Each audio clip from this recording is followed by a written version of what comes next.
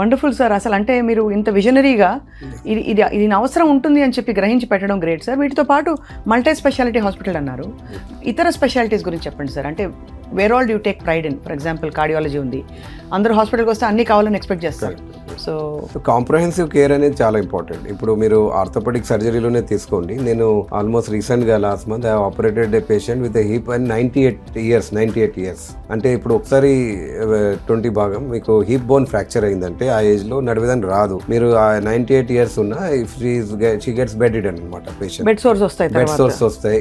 2-3 monthsలో patients expire అవుతారు. So to have a better life we have to take decision అనమాట.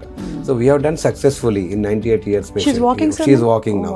That is possible because of a comprehensive centre. ఇప్పుడు చాలా మంది మోకాల్ knee replacement patients అంతా elderly ఉంటారు. అంటే ఎల్డర్లీ అంటే నౌడేస్ about 60 years 70 years range 80 years చాలా మంది ఉంటారు.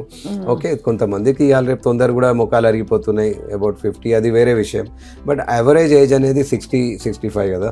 సో అంత చాలా మందికి కార్డియాక్ ఇష్యూస్ కూడా ఉంటాయి ఆ ఏజ్లో, and they have renal issues, multiple issues. So అందువల్ల అది దృష్టికి పెట్టి జర్మన్ 10లో నేను ఆల్ డిపార్ట్మెంట్స్ అనేది పెట్టినాం.